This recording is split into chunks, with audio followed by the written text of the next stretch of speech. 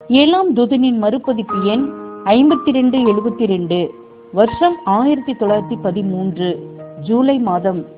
பாடத்தின் தலைப்பு இஸ்ரேல் தப்புவிக்கப்பட்டது அல்லது கடந்து போகப்பட்டது. யாத்திராகமம் 12ஆம் அதிகாரம் 21ஆம் வசனம் முதல் 31ஆம் வசனம் வரை. அப்படியே மனுஷகுமாரனும் ஊழியம் கொள்ளும்படி வராமல் ஊழியம் செய்யவும் அநேகரை மீட்கும் பொருளாக தம்முடைய ஜீவனை கொடுக்கவும் வந்தார். மத்தேயு 20ஆம் அதிகாரம் 28ஆம் வசனம்.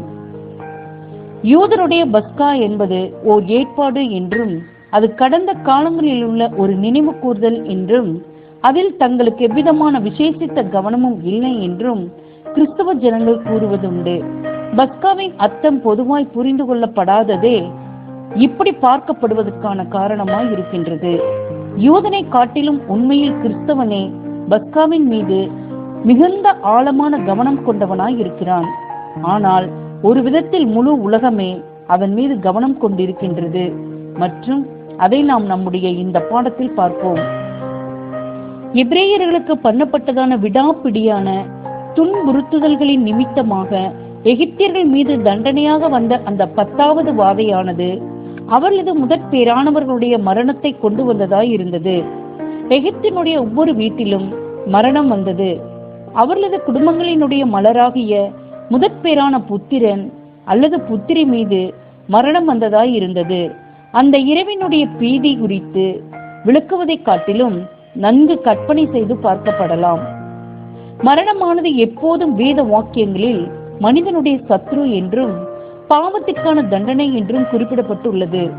பாவத்தின் காரணமாக மரண தீர்ப்பானது நம்முடைய முதலாம் பெற்றோர்கள் மீது கடந்து வந்ததாய் இருந்தது மற்றும் அவர்கள் மூலம் முன்னோர் வழிவரும் பிரமாணங்கள் வாயிலாக அது அவர்களது பிள்ளைகள் அனைவர் மீது மனுக்குலம் மீது கடந்து வந்ததாய் இருந்தது. நாம் அனைவரும் மரித்துக் கொண்டிருக்கின்றோம் மற்றும் மரணத்திலிருந்து விடுவிக்கப்படுவதற்கான ஒரே நம்பிக்கையானது தேவன் நாம் மரணத்திலிருந்து விடுவிக்கப்பட வேண்டும் என்று விரும்புகின்றார் என்றும் அநீதி உள்ளவர்களுக்கு பதிலாக நீதியுள்ளவராய் உள்ள இயேசுவினுடைய மரணத்தின் மூலமாக அவர் தம் நீதி திருப்திப்படுத்தப்படுவதற்கு ஏற்பாடு பண்ணியுள்ளார் என்றும் உள்ள உண்மைகளில் அடங்கியுள்ளது என்று வேதாகமம் தெரிவிக்கின்றது. பாவம் மற்றும் மரணத்திற்கான மாபெரும் தீர்வானது சீக்கிரத்தில் மனுக்குலத்திற்காக செயல்படுத்தப்படும் என்றும் வேதாகமம் கூறுகின்றதா இருக்கின்றது. மேசியாவினுடைய ஆளுகையின் போது மரண தண்டனையானது ரத்து செய்யப்படும், சாபமானது மாற்றி போடப்படும் மற்றும் அழுகையோ அல்லது சஞ்சலமோ அல்லது மரித்தலோ இருக்காது. வெளிப்படுத்தல் 21ஆம் அதிகாரம் 4ஆம் வசனம். சாபம் மரணம் மாற்றி போடப்படுவது என்பது மகிமையடைந்த மீட்பர் வாயிலாக ஜீவனுடைய ஆசீர்வாதம் கடந்து வருவதை குறிக்கின்றதா இருக்கும். அப்போது முழுமையாய் வெளிச்சமூட்டப்பட்டு அவரது கரங்களில் நின்று தெய்வீக தயவினை ஏற்றுக் கொள்பவர்கள் அனைவருக்கும் அவர் ஜீவன் அளிப்பவராக இருப்பார். மனுக்குலத்தில் விருப்பமும் கீழ்ப்படிதலும் உள்ளவர்கள் அனைவரும் தகப்பனாகிய ஆதாமினுடைய மகிமையான பூரணத்தின் இடத்திற்கும் நித்திய ஜீவனுக்கான ஸ்லாக்கியத்தின் இடத்திற்கும் முழுமையாக சீர்பொருந்துவதற்கான உயிர்த்தெழுதலின் பணி ஆரம்பமாகும். எகிப்தியர்கள் மீது தேவன் அந்த இரவில் வர அனுமதித்ததானது 6000 வருடங்களாக மனுக்குலம் அனைத்திற்கும் எதிராக காணப்பட்டு வருகின்றதான அதே தண்டனை மாத்திரமே ஆகும். தண்டனை மரணமாக மாத்திரமாய் காணப்படாமல் சடுதியான மரணமாய் காணப்பட்டது. நல் ஆரோக்கியமான நிலையில் இருந்த முதற்பேரானவர்கள் ஓய்வு எடுக்க போன போது காலைக்கு முன்னதாக அவர்கள் பிணங்களானார்கள். அவர்கள் சாதாரணமாய் மரிப்பது போல் இல்லாமல் மரண தண்டனையானது அவர்கள் மீது சடுதியாய் வந்தது. அவர்கள் நித்திரை அடைந்தனர். இந்த வாதையானது இஸ்ரேலின் வீடுகளை தீண்டவில்லை. இவர்களது முதற்பேர் ஆனவர்கள் சர்வ வல்லமை உள்ளவரால் தப்புவிக்கப்பட்டனர், கடந்து போகப்பட்டனர், பாதுகாக்கப்பட்டனர். ஆகையால் தான் பஸ்கா கடந்து போகுதல் என்ற இந்த பெயர் வழங்கப்பட்டது. தெய்வீக கட்டளையின் பேரில் இஸ்ரேலர்கள் இந்த சரித்திர நிகழ்வினுடைய ஆண்டு நிறைவு நாளினை தொடர்ந்து ஆசரித்தனர். ஒவ்வொரு இஸ்ரேலனும் பஸ்காவினை ஆசரிக்கும் போது தனது முற்பிதாக்களினுடைய இந்த தெய்வீக விடுதலை பற்றின இந்த பதிவின் மீதான தனது நம்பிக்கையையும் தேவனிடத்திலான விசுவாசத்தையும் வெளிப்படுத்துகின்றவனாய் இருக்கின்றான். இப்படி இல்லை எனில் அவன் வஞ்சகம் பண்ணுகிறவனாய் இருப்பான். ஏனெனில் இதற்கு வேறெந்த அர்த்தமும் இல்லை. பஸ்காவினுடைய உண்மையான அர்த்தம், இஸ்ரேல் கடந்து போகப்பட்டதான அனுபவமானது ஓர் உருவகமாகும். நிழலில் இவைகள் தேவனுடைய தெரிந்து கொள்ளப்பட்டவர்களுடைய ஆவிக்குரிய இஸ்ரேலினுடைய அனுபவங்களை அடையாளப்படுத்துகின்றதா இருக்கின்றது. அனைத்து ஜாதிகளில் இருந்தும் பிரிவுகளில் இருந்தும் யூதர்கள், ரோமர்கள், பிரெஞ்சு மக்கள், பிரிட்டிஷ் மக்கள் முதலானவர்களிடமிருந்தும் சகல ஜாதிகளிலும் இருந்தும் கோத்திரத்தாரிடத்திலும் இருந்தும் பாசைக்காரரிடம் இருந்தும் கூட்டி சேர்க்கப்படுகின்ற பரிசுத்தவான்களாகிய தேவ ஜனங்கள் அடங்கிய கூட்டத்தாரே இந்த ஆவிக்குரிய இஸ்ரேலர் என்பது கவனிக்கப்பட வேண்டும்.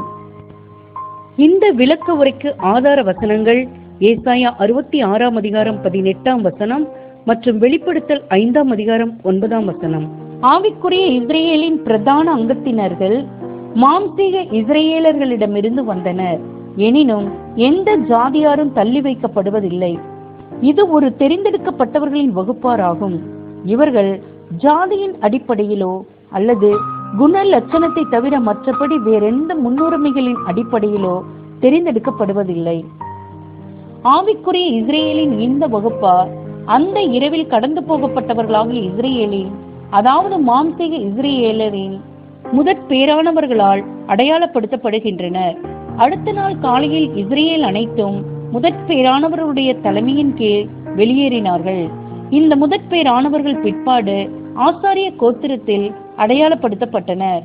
இந்த ஆசாரிய கோத்திரத்தார் மகிமையடைந்த மேசியாவை ராஜரீக பிரதான ஆசாரியனாக பெற்றிருக்கும் ஆசாரிய கூட்டத்தாரை அடையாளப்படுத்துபவர்கள் ஆனார்கள்.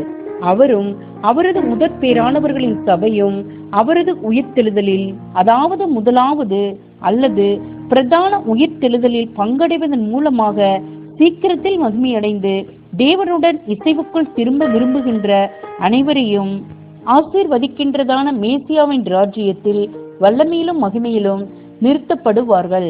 எபிரேயர் 12 அதிகாரம் 23. கடந்த காலங்களில் வேதத்தின் மாணவர்கள் தேவனுடைய வார்த்தைகளை புரிந்து கொள்வதில் குறைவான வேகத்திலேயே காணப்பட்டனர். படிப்படியாக தற்போதுள்ள ஸ்லாக்கியங்களினுடைய வெளிச்சத்தில் தெய்வீக அன்பினுடைய, ஞானத்தினுடைய, வல்லமையினுடைய நீளங்களையும் அகலங்களையும் உயரங்களையும் அவர்கள் கற்பனை கூட பண்ணி பார்க்க முடியாத அளவுக்கு தேவனுடைய வார்த்தைகளானது முன் வைக்கின்றது என்ற உண்மையினை அவர்கள் உணர்ந்து கொள்ளும் நிலைக்கு வருகின்றனர். இந்த விளக்க உரைக்கு ஆதார வசனங்கள் எபேசியர் 3 அதிகாரம் 18 மற்றும் 19. தேவன் முதற் பேரானவர்களின் சபை என்று பேசும்போது அவர் மற்ற குமாரர்களையும் கொண்டிருக்க நோக்கம் கொண்டுள்ளார் என்றும், இவர்கள் முதலாவது குமாரர்கள் மாத்திரமே என்றும் அவர் சுட்டி காட்டுவதாக இப்பொழுது வேதத்தின் மாணவர்கள் பார்த்து வருகின்றனர். கடந்து போகப்பட்டவர்களாகிய இஸ்ரேலின் முதற் பேரானவர்கள் மாத்திரம் எகிப்தினுடைய அடிமைத்தனத்தினின்று தப்புவிக்கப்படாதது போன்று எகிப்தின் அடிமைத்தனமானது அடையாளப்படுத்துகின்றதான பாவம் மற்றும் மரணம் எனும் அடிமைத்தனத்திலிருந்து முதற் பேரானவர்களின் சபை மாத்திரமே காப்பாற்றப்படுவதில்லை.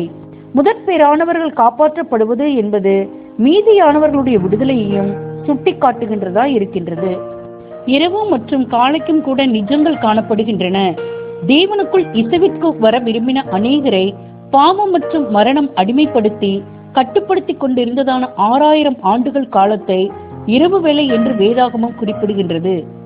இந்த இரவு வேளையில் தேவனுடைய ஜனங்கள் அதிகமாய் பார்வோன் மற்றும் எகிப்தியர்கள் அடையாளப்படுத்துகின்ற சாத்தான் மற்றும் அவனது ஊழியர்களினால் துன்புறுத்தப்பட்டு வருகின்றனர். இது 6000 வருடங்கள் உள்ள நீண்ட இரவு வேளையாகும் மற்றும் இது குறித்து தீர்க்கதரிசி சாயங்காலத்தில் அழுகை தங்கும், விடியற்காலத்திலோ களிப்பு உண்டாகும் என்று குறிப்பிடுகின்றார். சங்கீதம் 30:5. காலை என்பது மாபெரும் நிஜமான ஓய்வு நாள் ஆகிய 7ஆம் 1000 வருட நாளினுடைய விடியலை அடையாளப்படுத்துகின்றதா இருக்கின்றது. அப்போது தெய்வீக வல்லமையினால் மரணத்தில் இருந்து ஜீவனுக்கு கடந்து போகப்பட்டவர்கள் ஆகிய முதற் பேரானவர்களின் சபையும் மேசியாவும் ராஜ்யத்தின் மகிமையில் நிறுத்தப்படுவார்கள் மற்றும் தேவனுடன் இசைவுக்குள் வர விரும்புகின்றவர்கள் அனைவரையும் ஆசீர்வதிக்கும் மாபெரும் பணி ஆரம்பமாகும். தற்போதுள்ள யுகத்தில் இருந்து புதிய யுகமானது முற்றிலும் வேறுபட்டதாய் காணப்படும் என்பதினால் அடையாளத்தில் புதிய யுகமானது இரவு என்று அடையாளப்படுத்தப்பட்டுள்ளதான தற்கால யுகத்தினுடைய இருளுக்கு எதிர்மாறான காலை வேளையினால் அடையாளப்படுத்தப்பட்டுள்ளது. மேசியாவின் ராஜ்யமாகிய காலையில் அவரே மாபெரும் ராஜாவாக ஒளியின் அதிபதியாக காணப்படுவார். அப்போது இருளின் அதிபதி கட்டப்பட்டிருப்பான். இந்த விளக்க பகுதிக்கு ஆதார வசனம் வெளிப்படுத்தின விசேஷம் 20ஆம் அதிகாரம் 2ஆம் வசனம். பிசாஸ் என்றும் சாத்தான் என்றும் சொல்லப்பட்ட பழைய பாம்பாகிய வலு சர்ப்பத்தை அவன் பிடித்து அதை 1000 வருஷம் அளவும் கட்டி வைத்து அந்த 1000 வருஷம் நிறைவேறும் வரைக்கும் அது ஜனங்களை மோசம் போக்காதபடிக்கு அதை பாதாளத்திலே தள்ளி அடைத்து அதன் மேல் முத்திரை போட்டான். 1000 வருட காலங்களை கொண்டதான அந்த மகிமையான யுகத்தின் போது தேவனுடன் இசைவுக்குள் வர விரும்புகின்றவர்கள் அனைவரும் இஸ்ரேலர்கள் ஆகுவார்கள் மற்றும் படிப்படியாக மோசேக்கு நிஜமானவரால் சீர்பருந்தப்பட்டதான பரதீசின் பூரணத்துக்கு நேராக வழிநடத்தப்படுவார்கள். ஏதேனில் ஆதாமினால் கீழ்ப்படியாமையின் காரணமாக இழந்து போகப்பட்டதும் கல்வாரியில் இயேசுவின் மரணத்தினால் மீட்டுக் கொள்ளப்பட்டதுமான அனைத்தையும் பெற்றுக்கொள்ளும் விஷயத்தில் விருப்பமற்றவர்களும் கீழ்ப்படியாதவர்களும் தான் தவறி போவார்கள். என் முதற் பிறப்பாகிய இஸ்ரேல், எந்த ஓர் ஆசீர்வாதமும் பாவம் மற்றும் மரணத்தில் இருந்ததான எந்த ஒரு விடுதலையும் தேவனுடைய கிருபையினால் உண்டானதாக இருக்கின்றதாலும் நீதியினுடைய கட்டாயத்தின் பேரில் உண்டானதாக இராததினாலும் தாம் நோக்கம் கொண்டுள்ளதான ஆசீர்வாதங்களானது ஆபிரகாமின் சந்ததி அல்லது பிள்ளைகள் வாயிலாக மனுக்குலத்தை அடைய வேண்டும் என்று நீண்ட காலத்துக்கு முன்னதாகவே தேவன் தீர்மானித்திடுவதற்கு முழு உரிமையும் கொண்டவராய் இருந்தார். இதை குறித்து அவர் தெளிவாய் ஆனால் மறைமுகமான விதத்தில் தெரிவித்துள்ளார். ஆபிரகாமுக்கு 2 வெவ்வேறு சந்ததியினர் காணப்பட்டார்கள் என்றும் ஒன்று பரலோக சந்ததியினர் மற்றொன்று பூமிக்குரிய சந்ததியினர் என்றும் கர்த்தர் சுட்டிக்காட்டியுள்ளார். இந்த விளக்க பகுதிக்கு ஆதார வசனம் ஆதியாகமம் 22ஆம் அதிகாரம் 17ஆம் வசனம். நான் உன்னை ஆசீர்வதிக்கவே ஆசீர்வதித்து உன் சந்ததியை வானத்து நட்சத்திரங்களைப் போலவும் கடற்கரை மணலைப் போலவும் பெருகவே பெருக பண்ணுவேன் என்றும் உன் சந்ததியார் தங்கள் சத்துருக்களின் வாசல்களை சுதந்திரித்துக் கொள்வார்கள் என்றும். ஆனால் யூதர்கள் இதை கவனிக்கவில்லை. அவர் உன் சந்ததி 1 வானத்தின் நட்சத்திரங்களைப் போலவும் 2 கடற்கரை மணலைப் போலவும் காணப்படும் என்றும் கூறினார். தேவன் இப்படியாக ஆபிரகாமிடம் விவரித்து கூறவில்லை. ஆனால் வாக்கு தத்தத்தினுடைய இவ்வசனத்தினை நாம் இப்பொழுது பார்க்கின்றோம். நட்சத்திரங்களானது ஆபிரகாமினுடைய ஆவிக்குரிய சந்ததியாரை மேசியா மற்றும் அவரது மனவாட்டி என்று அடையாளமாய் அழைக்கப்படுகின்றதான சபையை அடையாளப்படுத்துகின்றதாய் இருக்கின்றது.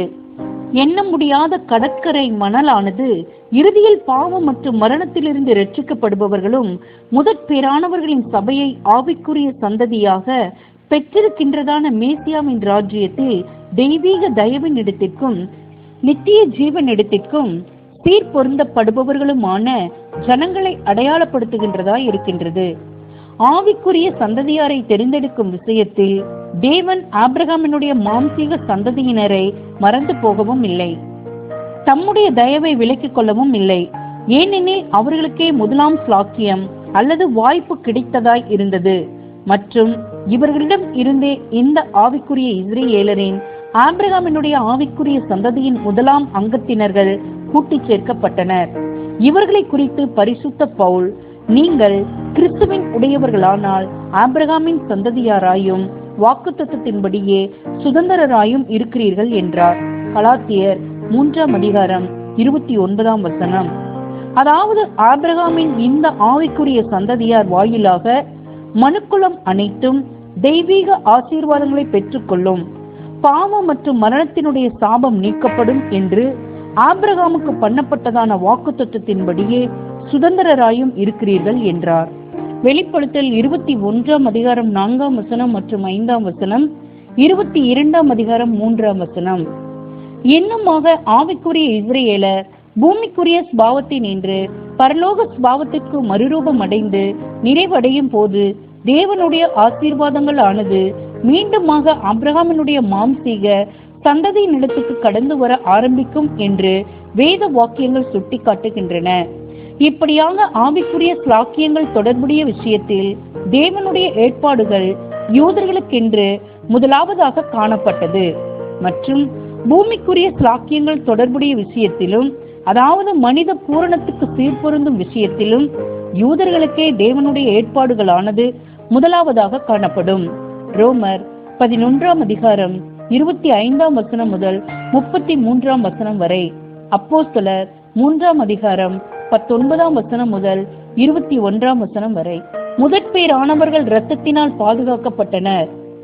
இஸ்ரேலின் முதற்பேரானவர்களிடத்தில் பாராட்டப்பட்ட தெய்வீக கிருபையானது இரத்தத்தினாலேயே ஆயிற்று என்பதை கவனிக்க நாம் தவறிட வேண்டாம். ஆம், பரிசுத்த பவுல் சுட்டி காட்டுவது போன்று பழைய ஏற்பாட்டினுடைய வேத வாக்கியங்களுடைய முழு பாடமுமே இரத்த சிந்துதல் இல்லாமல் மன்னிப்பு உண்டாகாது. எபிரேயர் 9ஆம் அதிகாரம் 22ஆம் வசனம். தெய்வீக கட்டளையின் பேரில் இஸ்ரேலர்கள் ஒரு வயதுள்ள பழுதற்ற ஆட்டுக்குட்டியினை தெரிந்து கொண்டு அதை அடித்து அதன் இரத்தத்தினை தங்கள் வீட்டு வாசலின் நிலைக்கால்களிலும் மேற்சட்டங்களிலும் தெளித்து உள்ளிருந்து அதன் மாம்சத்தை புசிப்பதின் வாயிலாக கர்த்தரிடத்தில் தங்கள் விசுவாசத்தை வெளிப்படுத்துகின்றவர்களாய் காணப்படுகின்றனர். பஸ்கா எப்படி நிழலாக காணப்படுகின்றதோ அப்படியே ஆட்டுக்குட்டியும் இரத்தம் தெளிக்கப்படுதலும் கூட நிழலாய் காணப்படுகின்றது.